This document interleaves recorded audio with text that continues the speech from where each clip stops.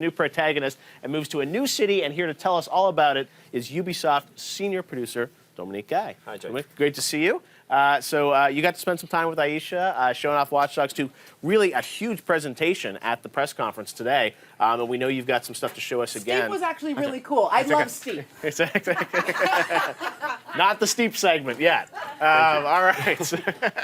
So Watch Dogs 2, we saw the announcement last week. We saw the first gameplay here at E3, a real extended demo. And you know, there was a lot of feedback on the first game. So when you guys were jumping in, we saw the reveal video last week where you talked about taking that feedback into account. Yeah. What was the biggest thing that you wanted to change about it for Watch Dogs 2? Well, there's a few things, but the main one was we wanted to go back to what we really wanted to talk about, which was hacking and technology. So in the first game, we had more personal story with a vigilante. This time around, we wanted to have a real hacker, and that way to talk more directly about the thematics that we were interested in Watch Dogs.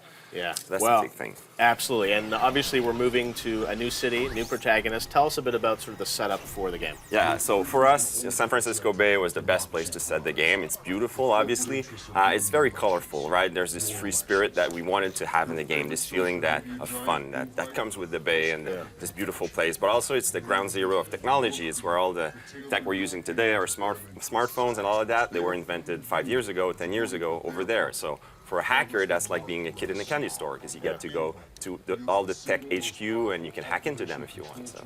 Yeah, no, it's amazing to see what you got, and I love the sort of the old school ASCII, ANSI sort of like aesthetic that you guys are going with for sort of the hacking. So tell us about this sort of faction that is sort of challenging you in the game. Yeah, so DedSec was part of Watch Dogs 1, and they're a hacker group, and now you're going to be part of that group, and you're going to discover our world from their perspective, which is.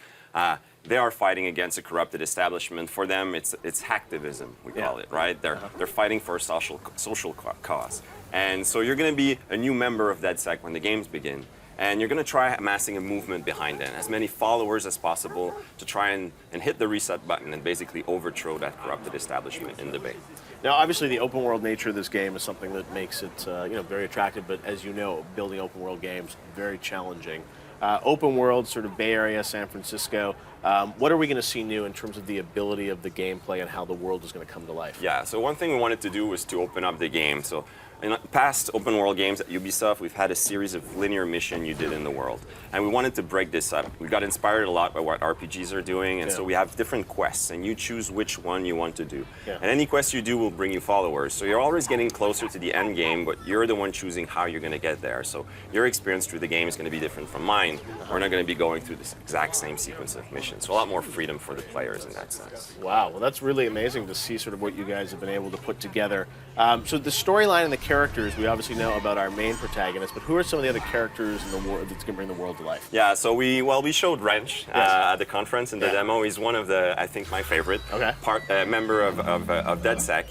So they're all hackers, but they're very different. And Wrench is our anarchist. He's a bit on the violent side of things, but he's also very funny. He's colorful. He's got those emoji goggles that you could see in the demo. We also have Sitara, which is more the propaganda person in the group.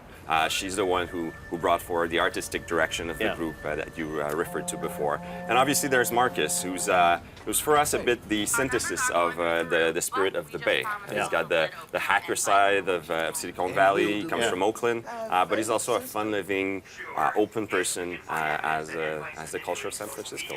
Yeah, well, no, the fidelity of what you guys are doing in the world is absolutely incredible. So tell us about some of the missions. We obviously saw a mission today, but some of the mission types. What are some of the experiences you're going to have? Because what I feel like is as the world becomes more alive, you're able to do more things with the types of gameplay in sort of how you interact with the world. It's not just sort of traditional escort missions or traditional sort of follow missions. Yeah, what we wanted was to create missions where you chose how you played. So in Watch Dogs 1, oftentimes we forced mission types. We said this is going to be a fight, this is going to be a chase. This time around, it's more you have a goal and you figure out how you want to do it. So if you need to steal some information within a compound, well, you're free to do it the way you want. You can go in guns blazing, stealthily, or we're even trying to foster the idea that you can stay outside of that place and just through hacking, get what you need and get out. No one's the wiser.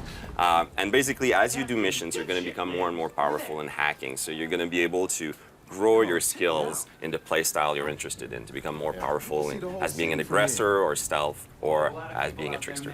Wow. All right. Well, it's a great first look at Watch Dogs 2 coming out this year. So I know the team has been busy up there working in Montreal on it, and we can't wait to see more of it, I'm sure, over the summer and this fall. Thanks for having me. Appreciate it. Yeah.